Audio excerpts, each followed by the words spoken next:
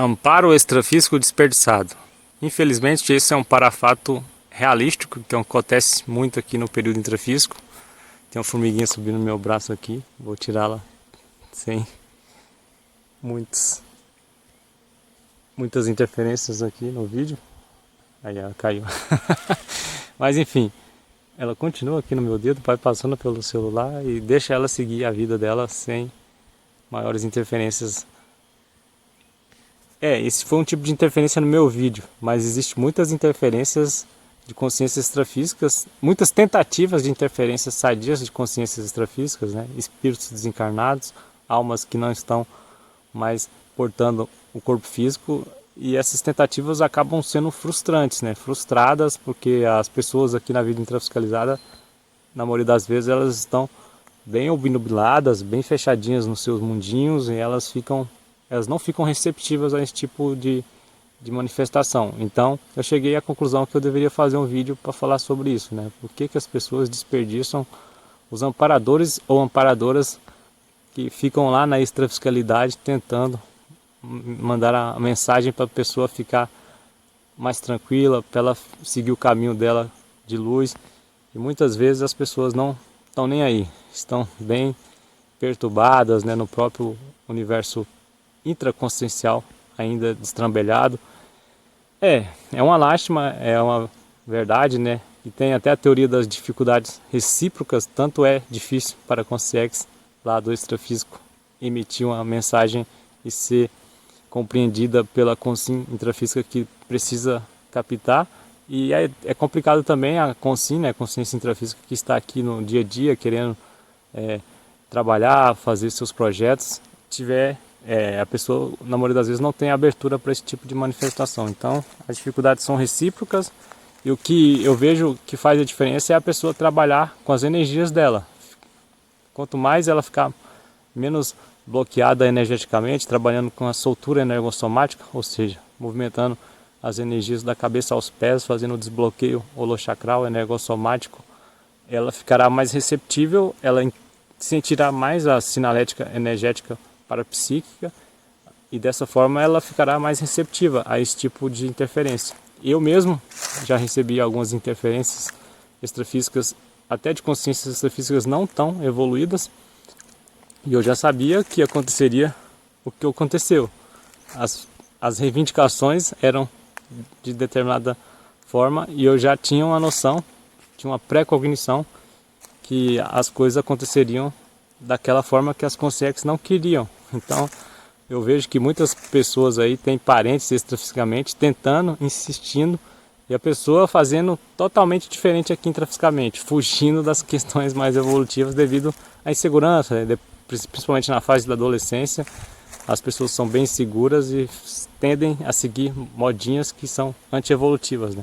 Eu mesmo já fui adolescente e sei que é complicadíssimo mexer com parapsiquismo na adolescência, porque na adolescência você também está cheio de energia ali, tá? O processo hormonal, a flor da pele, e as consciências extrafísicas mal intencionadas costumam utilizar adolescentes, e os adolescentes ficam até assediados, né? Ficam obsediados, como as igrejas de crentes, os crentes chamam. Então isso é um processo complicado. Não adianta ficar falando Jesus, Deus, para lá e para cá, que isso não protege ninguém das dificuldades aqui da intrafiscalidade, porque se fosse assim todo mundo já estaria desperto, tranquilo aqui no período intrafísico. Isso é um formato de dizer que está bem, né, que está trabalhando com a espiritualidade, com a consciencialidade, mas é um auto-engano, mais um engodo, né, mais um tipo de auto-engano que muita gente comete aqui no plano intrafísico, mas é compreensível, né? Muitas pessoas, por exemplo, as pessoas toxicomaníacas, elas, ao saírem do tóxico, elas vão para a igreja. Isso é economia de males, é menos ruim. Mas o interessante é a pessoa ser autossuficiente, sem qualquer tipo de interferência aí de dogma religioso e de dogma intrafísico. Tem muitas pessoas que são totalmente religiosas dentro da ciência convencional, né, do materialismo. Então o que vale é a pessoa ter uma lucidez consciencial, né? Isso é o mais importante. O resto é conversa mole, é para encher buraco de dente, é que muita gente ainda leva a sério, mas o que vale é a pessoa adquirir essa saúde consciencial por meio das transformações, das modificações para melhor, né, das reciclagens conscienciais espirituais que a própria pessoa pode fazer, sem ter que frequentar templo religioso ou qualquer tipo de seita por aí afora. O que vale é o exemplarismo da pessoa, né? Por isso que os amparadores extrafísicos confiam mais nas pessoas exemplaristas, né? Nas pessoas teóricas e práticas. É porque eles não têm tempo para perder com pessoas que só ficam na lorota, né? Na conversinha, na teoria.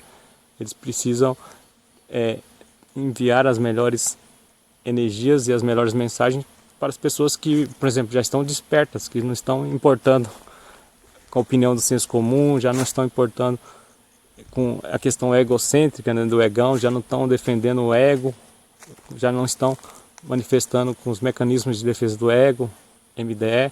Então os amparadores extrafísicos mais evoluídos, eles trabalham diariamente com esse tipo de pessoa, porque eles confiam, eles sabem que a pessoa realmente reciclou aqueles traços fardos mais complicados dela, e a pessoa está disposta a receber mensagens mais evolutivas e passar para quem quiser ouvir e captar e começar a se manifestar talvez de forma mais diferente com esse impacto, né, da mensagem. E existem certas situações bem impactoterápicas no dia a dia e muita gente deixa passar. Então, às vezes a consciência extrafísica faz a pessoa assistir determinado filme no momento que ela estava querendo desistir de determinada pessoa, e aquele filme conta a história da pessoa que ela estava querendo desistir. Isso não é o acaso, isso não é coincidência, isso é uma manifestação de uma consciência extrafísica tentando auxiliar a consciência intrafísica aqui nessa existência. Esse foi o vídeo de hoje, espero que vocês gostem. Não vão no meu bico, utilizem aí, cada um de vocês que está assistindo, utilizem o princípio da descrença, porque eu posso estar falando abobrinha aqui. Então tenha suas próprias experiências e por meio dessas suas experiências vocês vão ter o devido discernimento evolutivo para saber se é correto ou não. Esse é o recado que eu deixo em todo o final de vídeo.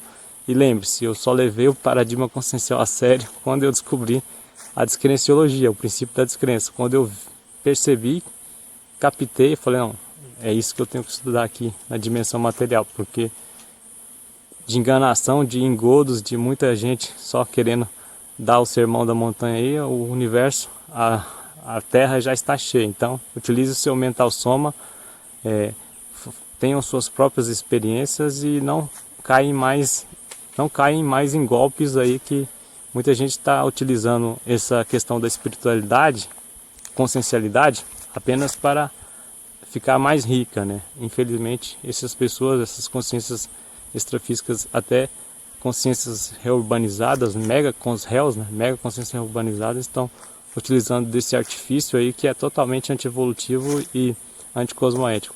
Esse foi o vídeo de hoje. Mais uma vez eu reitero, utilize seu princípio da descrença. Até a próxima segunda e valeu!